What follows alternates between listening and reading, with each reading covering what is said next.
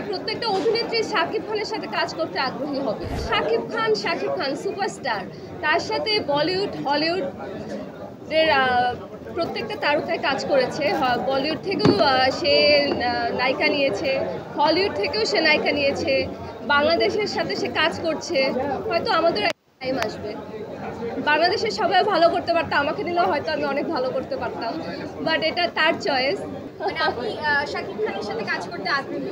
অবশ্যই, আমি কেন, আমার মনে হয় প্রত্যেকটা অভিনেত্রী শাকিব খানের সাথে কাজ করতে আগ্রহী হবে, কারণ সে একটা সুপারস্টার। তার সাথে কাজ করা, তার সাথে আমি বিগ স্ক্রিন শেয়ার করবো, it's a big deal for me.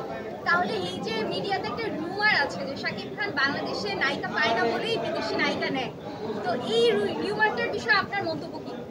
তাহলে আমি শাকিব খানকে বলবো যে শাকিব খানের আশেপাশে একটু চোখ দিতে হবে, কারণ বাংলাদেশে অনেক সুন্দর সুন্দর মেয়ে আছে, অনেক সুন্দর সুন্দর নায়িকা আছে। সে আসলে আমি যদি বলি, আমি দেখেছি সে অনেক মেয়েদেরকে নায়িকা বানিয়েছে, তার জন্য অনেক মেয়ের ক্যারিয়ার সে তৈরি করেছে। বাংলাদেশে শাকিব খান আছে, বলিউডে যেমন শাহরুখ খান আছে, সালমান খান আছে, বাট ওখানে অপরচুনিটি বেশি, ওখানে প্রডিউসার্স বেশি, ওখানে প্রোডাকশন হাউস বেশি, ওখানে বিগ বাজেটের মুভি হয়, আর ওরা সবসময় রিস্ক নেয় নতুনদের সাথে কাজ করার জন্য। আমার কাছে মনে হয় বাংলাদেশে যে প্রডিউসার বা প্রোডাকশন হাউস, ওরা গদ বাঁধা একই মানুষজন নিয়ে কাজ করতে আগ্রহী।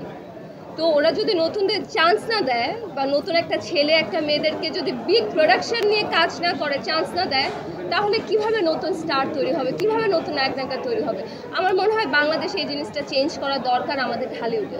আমার কাছে মনে হয় বাংলাদেশে যদি ঢালিউডে আমাদের এই ইন্ডাস্ট্রিতে সিন্ডিকেট থাকে, তাহলে নতুন মানুষরা নতুন রাইজিং স্টার হতে পারবে না। সিন্ডিকেটটা ভেঙে যারা প্রপার ট্যালেন্টেড, ওদেরকে জায়গা দিতে হবে, ওদের সাথে কাজ করতে হবে। অ্যান্ড বাংলাদেশে অনেক ভালো ভালো গুণী অভিনেতা অভিনেত্রী আছে, তাদেরকে চান্স দিতে হবে, বড় বড় প্রোডাকশনে চান্স দিতে হবে, তাহলে রাইজিং স্টার উঠে আসবে।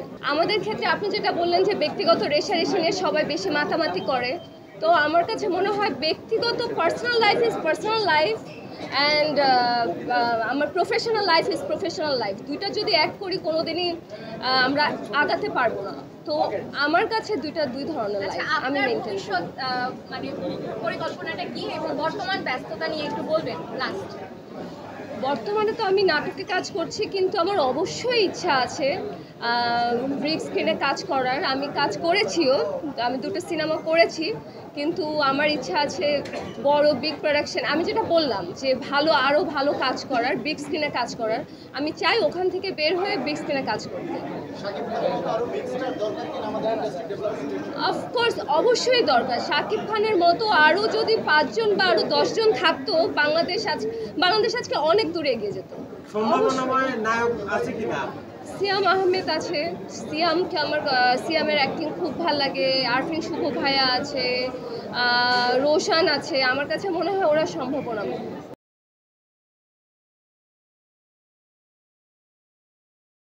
মিলিয়ন অফার ওয়ালটন ফ্রিজ কিনে পেতে পারেন 20 লক্ষ টাকা, রয়েছে কোটি কোটি টাকার নিশ্চিত উপহার।